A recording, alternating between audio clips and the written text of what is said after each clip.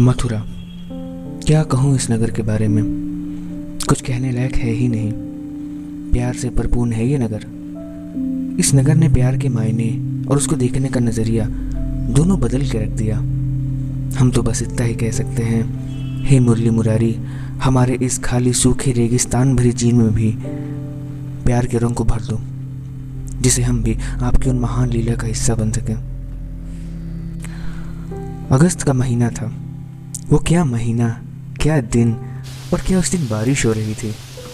मानो मुरली लाला फिर से जन्म ले रहे हों। काली बारिश की रात्रि और शेषनाग के ऊपर बैठे मानो हमें आशीर्वाद दे रहे हों। गीता एक ग्रंथ नहीं, वो हमारे लिए एक आशीर्वाद है, जो हमें जिंदगी जीने का सही ढंग सिखाती है, जो स्वयं श्री कृष्ण ने हमें दी है। हमारे श्री कृष्ण ने कहा, प्रेम ही जीवन का आधार है। जिसके जीवन में प्रेम है, उसके जीवन में शांति है। प्रेम में ही शांति निहित है। प्रेम है तो थोड़े में संतुष्टि है। अगर जीवन में प्रेम नहीं, तो बहुत कुछ होने पर भी संतुष्टि नहीं। जिस व्यक्ति के मन में अहंकार, ईर्ष्या और द्वेष पूरी तरह घर कर गया हो, उसके जीवन में ऐसी वृत्तियां आ जाती हैं और इस व्यक्ति का पतन निश्चित होता है, क्योंकि ये वृत्तियां दीमक की तरह इंसान को अंदर से खोखला कर देती हैं। खैर, रात्रि के कुछ 10:30 बज रहे होंगे। कार्तिक अपने रूम के डेस्क पर बैठ के कुछ कागजात को देख रहा था। उसका घर मार्केट से थोड़ी दूरी पर एक फार्म यार्ड के पास था। कार्तिक कागजात को देख रहा था, तभी जोर की बिजली कड़कती है। वो खिड़की बंद करने के लिए उठता है। कार्तिक जैसे ही खिड़की बंद कर रहा होता है, उसकी नज़र सड़क के किनारे कुत्ते की तरफ जाती है। एक कुत्ता सड़क किनारे भीग रहा था। वो इतनी जोर से कांप रहा था मानो उसे कोई करंट लगा दिया हो। कार्तिक ने जैसे उस कुत्ते को देखा, उसके हाथ कांपने लगे। वो दौड़ के उस कुत्ते के पास जाता है और उसे अपनी गोद में उठा लेता है। कुत्ता कार्तिक की गोद में जाते ही रोने लगता है, मानो कह रहा हो, अगर आज आप मुझे ना उठाते तो शायद मैं मर जाता। कार्तिक उसे अपनी शर्ट के अंदर छुपा लेता है। वो जैसे घर की तरफ बढ़ता है, तभी पीछे से एक लड़की के रोने की आवाज़ उसके कानों तक पहुंचती है। वो पीछे मुड़ता है। वो दिखता है एक लड़की पीला सूट पहने सड़क किनारे भीग रही थी और हल्के हल्के रो रही थी। कार्तिक सोच में पड़ जाता है। फिर कुछ सेकंड सोचने के बाद उस लड़की के पास जाता है और उसे जोर जोर से पुकारता है। वो लड़की अपना सर उठाकर कार्तिक की तरफ देखती है। लड़की कार्तिक से बस इतना ही कहती है, मुझे बचा लो, मैं मरना नहीं चाहती। वो लड़की बार बार यही बोली जा रही थी। कार्तिक ने ज़्यादा नहीं सोचा और वो उसे अपने घर ले गया। कार्तिक एक अमीर बक्कड़ का था। उसके पिताजी का मथुरा में एक दूध और मक्खन की फैक्ट्री थी। कार्तिक को बचपन से ही अकेला रहना बहुत पसंद था। वो उस घर में बस अपने एक दोस्त के साथ रहता था। उसका दोस्त कुछ काम से शहर के बाहर गया हुआ था। उस दिन पूरे घर में वो अकेला था। कार्तिक ने उस लड़की को अपने रूम में ठहराया। वो लड़की कुछ हाव भाव ही नहीं दे रही थी, बस बार बार यही बोली जा रही थी, मुझे बचा लो, मैं मरना नहीं चाहती। कार्तिक को कुछ समझ में नहीं आ रहा था। उसने अपनी दोस्त रेखा को फ़ोन किया। कार्तिक ने रेखा से सारी बातें बताई। रेखा कुछ 1 घंटे में कार्तिक के घर आई। कार्तिक थोड़ा डरा, थोड़ा सहमा हुआ लग रहा था। आखिर क्यों ना हो, अगर कोई लड़की आपसे ये कहे, मुझे बचा लो, मैं मरना नहीं चाहती, तो चाहे जो हो, कोई भी डर जाएगा। रेखा पेशे से नर्स थी और कार्तिक की अच्छी दोस्त भी थी। रेखा ने उस लड़की के गीले कपड़े बदले और उसे इंजेक्शन लगाया और सुला दिया। वो लड़की काफ़ी कमज़ोर दिख रही थी और उसके पूरे शरीर पर कुछ निशान भी थे, लाल काले, मानो उसे कोई बेदर्दी से मारा हो। रेखा ने उसे ग्लूकोज की ड्रिप चढ़ाई और कमरे के बाहर आ गई। कार्तिक उस कुत्ते के साथ आग के ओवन के सामने बैठा था। कार्तिक और वो कुत्ता दोनों ही दूध पी रहे थे। दोनों भाई भाई ही लग रहे थे। रेखा कार्तिक के पास जाती है और कहती है, वो लड़की काफ़ी कमज़ोर है, मैंने ग्लूकोज की ड्रिप चढ़ाई है और उससे थोड़ा बुखार भी था। मुझे लगता है उसके साथ बहुत बुरा हुआ है। वो अभी तो नींद में है, पर आई थिंक वो रात में उठ सकती है, उसका ध्यान रखना। कार्तिक थोड़ी डरी हुई आवाज़ में कहता है, मैं नहीं रुक रहा इसके पास, वो बहुत डरावनी लग रही थी और पता नहीं उसके ऊपर कोई भूत ऊत हो तो। मैं जा रहा हूँ दूसरे घर, तुम रुको इसके पास। इतना सुनते ही कुत्ता भी कुछ कहने की कोशिश करता है, मानो कह रहा हो, मैं भी नहीं रुकना चाहता इस घर में। रेखा कार्तिक के करीब जाती है, उसका हाथ थामती है और कहती है, देखो कार्तिक, मैं भी यहाँ पूरी रात नहीं रुक सकती। तुमने मुझे इसके बारे में बताया इसलिए मैं यहाँ आई। मेरा कल 8 बजे से एग्ज़ाम है और ये तुम्हारा घर है और ये तुम्हें मिली है। तभी कार्तिक बीच में उसे रोक के कहता है, मुझे नहीं मिली वो, मैं तो ये कुत्ता उठाने गया था, ये कुत्ता मुझे उसके पास लेके गया। इस कुत्ते को बोलो संभालने के लिए, मैं नहीं संभाल रहा। रेखा, अरे गोबर लेके तो तुम आए थे ना उसे, कि ये कुत्ता उसे उठा के लेके आया। रेखा 1 सेकंड सोचती है, फिर कहती है, देखो कार्तिक, मैं जानती हूँ तुम्हें अकेले रहना पसंद है, पर आई थिंक वो लड़की के साथ बहुत बुरा हुआ है। उसके पूरे बॉडी पे काले और लाल निशान हैं, मानो उसे कोई बहुत बुरी तरह मारा हो। इस समय पुलिस को बुलाना भी ठीक नहीं, क्योंकि वो होश में नहीं है। मैं कल 12 बजे तक आ जाऊंगी, तब तक तो तुम्हें उसे संभालना ही पड़ेगा। कार्तिक उस कुत्ते की तरफ देख रहा था, फिर कहता है, ठीक है, पर मैं करूँगा क्या? मुझे MBBS के नाम पे कल पैरासीटामोल आता है। रेखा, अरे गोबर, तुम्हें डॉक्टर नीनी नहीं बनना। मैंने उसे इंजेक्शन और ग्लूकोज की टिप चढ़ाई है, जो कि सुबह तक चलेगा। मुझे नहीं लगता कि वो रात में उठेगी, और अगर उठ जाए तो उससे उसका नाम पूछना और उसे कंफर्टेबल करना और सुला देना। सुबह उसे जूस और लाइट नाश्ता देना और उससे उसकी सारी इंफॉर्मेशन लेना, जिससे कि हमें पता चल सके कि वो कहाँ से आई है। समझ गए? कार्तिक, समझ तो गया, फिर भी मैं रूम में नहीं जाऊँगा, मैं उस कुत्ते को भेजूँगा। रेखा इतना सुनते ही हड़बड़ी में अपना बैग उठा के जाने लगती है और गेट बंद करने से पहले बस इतना ही बोलती है, कार्तिक, तुमने उसका ध्यान रखा होगा। रेखा इतना सुनते ही हड़बड़ी में अपना बैग उठा के जाने लगती है और गेट बंद करने से पहले बस इतना ही बोलती है, कार्तिक, तुम्हें उसका ध्यान रखना पड़ेगा। मुझे लगता है वो मरने वाली थी, तुमने उसकी जान बचाई है। इतना बोल के रेखा गेट बंद करके चली जाती है। अब उस पूरे घर में वो 3 लोग थे, वो लड़की, कार्तिक और वो कुत्ता। कार्तिक आग के ओवन के सामने बैठा था, फिर अपने आप से कहता है, क्या करूं, मुझे उस लड़के को घर में लाने नहीं चाहिए था। इतना सुन के कुत्ता रोने लगता है। कार्तिक उस कुत्ते की तरफ देखता है, फिर कहता है, अब तू क्यों रो रहा है? एक दिन में 2 लोग मेरे गले पड़ गए, ज़्यादा करेगा तो तुझे भी बाहर छोड़ दूंगा। इतना सुन के कुत्ता शांति से चुपचाप बैठ जाता है। कार्तिक ने 2 सेकंड सोचा और फिर किचन की तरफ गया और एक प्लेट में रोटी और दूध लेके आया और उस कुत्ते को दिया। कुत्ता रोटी और दूध बड़े शांति से खा रहा था।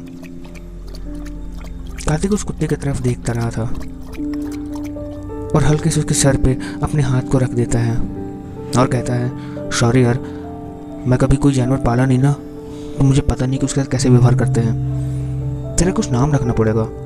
कुत्ता कुत्ता कहना अच्छा नहीं लग रहा। शेरा कैसा रहेगा? तो देखने में भी शेर जैसा लगता है, बड़ा। शेरा ठीक रहेगा। कुत्ता शेरा नाम सुन के भौंकने लगता है। ओके, मैं समझ गया, तुझे पसंद आया, पर चिल्ला मत, वो सोई हुई है, अगर उठ गई तो आफत आ जाएगी। इतना सुन के शेरा चुप हो जाता है। कार्तिक चुपके से और शांति से अपने रूम से कुछ कागजात को लेके बाहर आग के ओवन के सामने बैठ के काम करने लगता है। शेरा उसके बिल्कुल बगल बैठ के चुपचाप उसे देख रहा था। रात्रि का वो 1:30 से 2 का समय होगा। बारिश थम चुकी थी। ये वही समय था जब हमें रात्रि का सही मतलब पता चलता है। काली, गहरी, बिल्कुल शांत, मानो किसी ने समय को थाम लिया हो। कार्तिक बार बार यही सोच रहा था कि ये लड़की इतनी रात को यहाँ कैसे आई, क्योंकि कार्तिक का घर शहर से थोड़ी दूरी पे था। कार्तिक का घर थोड़ी जंगल के इलाके में भी था। वो बार बार यही सोच रहा था कि ये लड़की यहाँ तक पहुँची कैसे। तभी वो लड़की जोर से चिल्लाने लगती है, मुझे मत मारो, मुझे मत मारो। इतना सुनते ही कार्तिक डर जाता है। कार्तिक के दिल को भी कहीं ना कहीं पता था, अबे ये क्या बोल दिया। कार्तिक का दिल रूम में जाने की गवाही नहीं दे रहा था, पर पता नहीं क्यों कार्तिक का पैर अपने आप बढ़े जा रहा था। कार्तिक के दिल को भी कहीं ना कहीं पता था कि उस लड़की को उसकी ज़रूरत है। कार्तिक रूम तक पहुंचता है। वो देखता है वो लड़की नींद में बबड़ाई जा रही थी और अपने बिस्तर के कपड़ों को बिखेरी जा रही थी और बार बार यही बबड़ा रही थी, मुझे मत मारो, मुझे मत मारो। कार्तिक उसे पकड़ने की कोशिश करता है। और वो लड़की कार्तिक पर हमला कर देती है और जोर जोर से कार्तिक के चेहरे पे अपने हाथ को मारने लगती है। कार्तिक उसे संभालने की बहुत कोशिश कर रहा था पर नहीं संभाल पा रहा था। सिर्फ रूम के अंदर आके लड़की को देख के भौंके जा रहा था। कार्तिक, रुको रुको, तुम ठीक हो, सुनो। फिर उस लड़की का एक नाखून कार्तिक के चेहरे पर लग जाता है। कार्तिक के गालों से खून निकल रहा था। वो लड़की देखती है कार्तिक के गालों से खून निकल रहा है। लड़की शांत होती है और अचानक बेड से उठ के फर्श पे खड़ी हो जाती है। कार्तिक अपने गालों को हाथ से छूता है और खून को महसूस करता है। फिर कहता है, कोई बात नहीं, आप ठीक हो, आपको कोई नहीं मार रहा, आप बार बार बेहोश थी, मैं आपको लेके आया, आप काफ़ी कमज़ोर हो, आपको यहाँ के लेटना पड़ेगा। शेरा उस लड़की को देख के भौंके जा रहा था। कार्तिक शेरा को चुप कराता है। लड़की कार्तिक की तरफ देखती है। कार्तिक लड़की के पास जाता है। लड़की कार्तिक को अपने पास आते देख अपने आप को छुपाने की कोशिश करती है, मानो अभी भी कार्तिक से डर रही हो। कार्तिक, सब ठीक है, मैं आपके पास ज़्यादा नहीं आऊँगा, पर आपको यहाँ बेड पे लेटना पड़ेगा, आप काफ़ी कमज़ोर हो। इतना सुन के लड़की थोड़ा संभलती है और बेड की तरफ बढ़ती है और बेड पर बैठ जाती है। कार्तिक धीरे धीरे उसके पास जाने की कोशिश करता है और ग्लूकोज की ड्रिप हाथ में लेके उसको लगाने की कोशिश करता है। लड़की अपना हाथ खींच लेती है। कार्तिक, सब ठीक है, मैं ये बस ड्रिप चढ़ा रहा हूँ, थोड़ा ही ग्लूकोज बाकी है, उसके बाद निकाल दूंगा। इतना सुन के लड़की अपने हाथ को ढीला छोड़ती है। कार्तिक ड्रिप लगाने की कोशिश करता है पर नहीं लगा पा रहा था। वो लड़की ये सब देख रही थी और अपने दूसरे हाथ से ड्रिप लगाने की कोशिश करती है और लगा देती है। कार्तिक, वो क्या है ना, मुझे ये सब के बारे में ज़्यादा आइडिया नहीं है। इतना कहते ही कार्तिक बेड से उठ के शेरे के पास जाके खड़ा हो जाता है। वो लड़की कार्तिक की तरफ देखती है, फिर अपने आप को देखती है, फिर अचानक कहती है, मेरे कपड़े। कार्तिक, वो मेरी दोस्त आई थी, वो नर्स है रेखा, उसी ने आपके कपड़े बदले और आपका ट्रीटमेंट किया। इतना सुनते ही लड़की थोड़ा सी गहरी सांसें लेती है।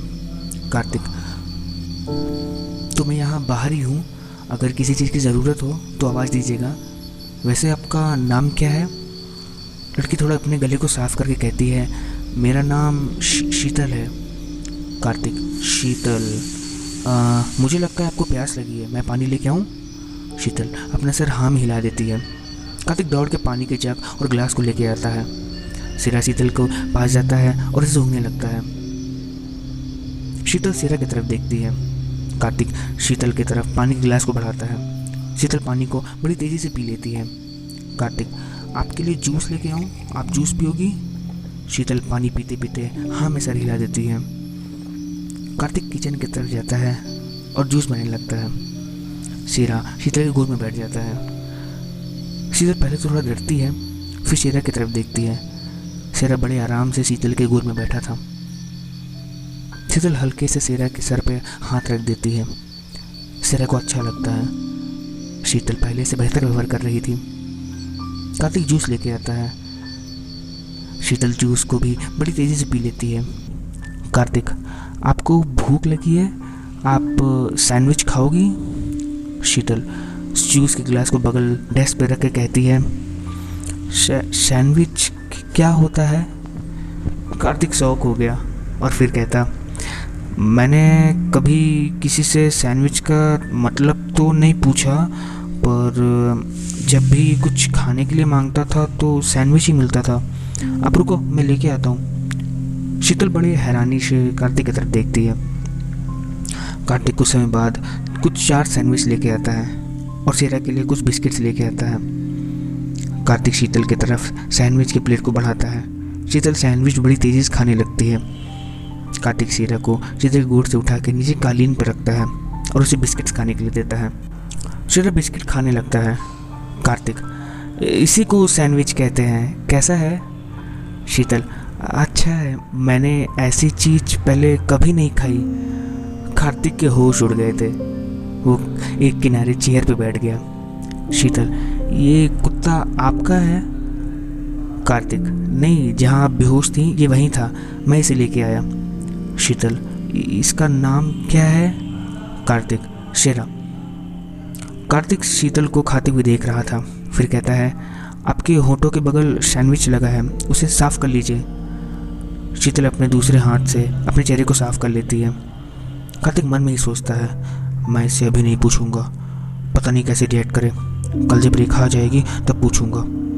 शीतल थोड़ा खांसने लगती है। कार्तिक उसकी तरफ पानी के गिलास को बढ़ाता है। शीतल पानी पीती है और फिर कहती है, धन्यवाद हमें ये देने के लिए। कार्तिक, कोई बात नहीं, आप सो जाइए, काफ़ी रात हो गई है, मैं यहीं हूँ। शीतल लेट जाती है।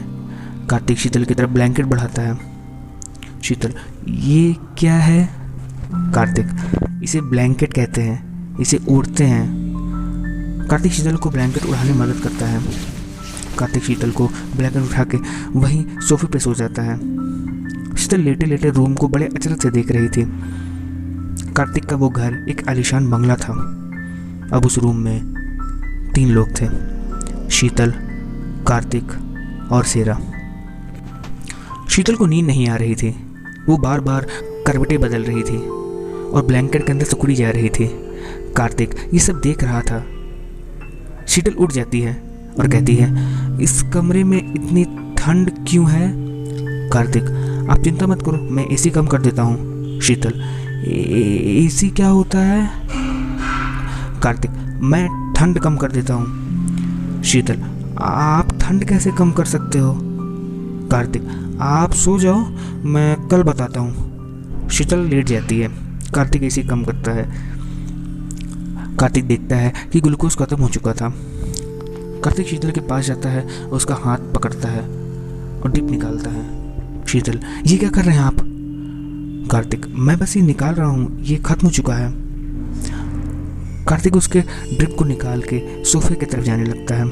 तभी पीछे से शीतल बोलती है, मुझे माफ़ कर दीजिए, मैंने आपको बहुत परेशान किया, मैं कल सुबह यहाँ से चली जाऊँगी, मैं आप पे बोझ नहीं बनना चाहती। कार्तिक, आप पहले ठीक हो जाओ, आप जब तक चाहो यहाँ रुक सकती हो, इसमें बोझ की कोई बात नहीं है, हर एक इंसान को दूसरे इंसान की मदद करने का हक होता है। शीतल कार्तिक के गालों को देखती है। आपका गाल कैसा है और आपका नाम क्या है? कार्तिक, अभी ठीक है और मेरा नाम कार्तिक है। शीतल, कार्तिक जी आप थोड़ा थूक लगा लीजिए। कार्तिक, हैं क्या लगा लीजिए? शीतल, थूक लगा लीजिए, अपना थोड़ा थूक निकाल के वहाँ गालों पे लगा लीजिए। कार्तिक, हाँ, आर यू श्योर, मतलब पक्का ना? शीतल, हाँ पक्का, आप लगा लीजिए, सुबह तक ठीक हो जाएगा। कार्तिक थोड़े संकोच में अपने थूक को निकाल के अपने गालों पे लगाने लगता है। शीतल अपनी आंखें बंद कर लेती है। कार्तिक, पता नहीं कैसी लड़की है, कभी कहती है सैंडविच क्या होता है, कभी कहती है एसी क्या होता है, कभी कहती है ब्लैंकेट क्या होता है, मुझे कुछ समझ में नहीं आ रहा। शीतल, जी आपने कुछ कहा? कार्तिक, नहीं कुछ नहीं कहा, आप सो जाओ, मैंने थूक लगा लिया। शीतल सो जाती है। कार्तिक भी सोने की कोशिश कर रहा था और थोड़ी देर बाद सो जाता है। ऊपर से कान्हा भी सोच रहे होंगे कि कार्तिक के जीवन में ऐसी ही लड़की आनी थी जो उसके बिल्कुल विपरीत हो। सुबह हो जाती है। सुनहरा दिन था। सूरज की किरणें धीरे धीरे कमरे के अंदर आने की कोशिश कर रही थी। तभी एलेक्सा कार्तिक को उठाती है। हेलो कार्तिक सर, 7 बज रहे हैं, उठिए। हेलो कार्तिक सर, 7 बज रहे हैं, उठिए। इतना सुनते ही शीतल जोर से चिल्लाने लगती है और कार्तिक के पास जाती है। इस कमरे में भूत है, कार्तिक जी उठिए उठिए। कार्तिक सोफे पे सोया था। शीतल उसे जोर से उठाती है। कार्तिक नींद में ही बोलता है, 1 2 3 बारिश, पीला सूट, सेरा, सैंडविच, एसी, ब्लैंकेट, हेलो। शीतल, कार्तिक जी उठिए। कार्तिक, हाँ क्या हुआ? शीतल, इस कमरे में भूत है, आपका नाम लेकर आपको कोई उठाने की कोशिश कर रहा है। कार्तिक, है क्या कर रहा है? तभी एलेक्सा बोलती है, हेलो कार्तिक सर, 7 बज रहे हैं, उठिए। शीतल, देखा फिर वो भूत बोली। कार्तिक, अरे ये लड़की मुझे पागल कर देगी। शीतल, कार्तिक जी। कार्तिक, हाँ अरे सब ठीक है, वो घर के असिस्टेंट है। शीतल, असिस्टेंट मतलब? कार्तिक, अरे वो नौकर है वो। शीतल, आपने भूत को नौकर कैसे बनाया? कार्तिक, अरे वो भूत नहीं, मशीन है, जो मैं कहता हूँ वही करती है। Alexa stop. शीतल, ऐसा भी मुमकिन है? कार्तिक, हाँ ऐसा भी मुमकिन है, वो मशीन है केवल, कोई भूत वूत नहीं। एलेक्सा चुप होती है। कार्तिक अपना सर खुजाने लगता है। शीतल थोड़ा शांत होती है। कार्तिक मन में सोचता है, मुझे लगता है माया जी को बुलाना ही पड़ेगा, वही आके खाना और बाकी चीज़ें देखेंगी। माया जी कार्तिक के दूसरे बंगलों की मेड हेड थी। कार्तिक बचपन से ही अपनी माँ से कम और माया जी से ज़्यादा समय बिताया था। कार्तिक रूम से निकलने लगता है। शीतल, कहाँ जा रहे हैं आप? कार्तिक, अरे यही हॉल में हूँ, एक फ़ोन करके आता हूँ। शीतल, मैं भी चलूँगी, मैं यहाँ अकेले नहीं रुक रही। कार्तिक, अच्छा ठीक है चलो। इतना कहते ही शीतल कार्तिक के कंधे पे अपना हाथ रख देती है। कार्तिक देखता है शीतल ने अपना हाथ उसके कंधे पे रखी थी। कार्तिक कंधे पे रखे शीतल के हाथ को अपने हाथ पे रख के कस के थाम लेता है। ये पहली बार था जब कार्तिक ने शीतल का हाथ थामा था। ज़िंदगी में कुछ चीज़ें पहली बार होती हैं और जब वो होती हैं तो बहुत अच्छा लगता है। रेखा ने शीतल को एक नीला सूट पहनाया था जिसमें वो बहुत प्यारी लग रही थी। प्यारी शब्द शायद ठीक ना हो, मैं ये कहूँगा वो उस सूट में एक छोटी बच्ची जैसे मासूम लग रही थी, जिसे समाज और दुनियादारी के बारे में ज़्यादा समझ नहीं थी, जिसके साथ बहुत बुरा हुआ था। पर बुरा तब होता है जब पूरी ज़िंदगी ही बुरी बीती हो। लेकिन अब उसके जीवन में कार्तिक आया था। जैसे डूबते को तिनके का सहारा होता है, ठीक उसी तरह शीतल को कार्तिक का सहारा मिला था। तो ये थी आज की कहानी, एक रात पार्ट 1। अगले पार्ट में आप सुनेंगे, वो मैं क्यों बताऊँ, वो अगले पार्ट में सुनिएगा। हर हर महादेव।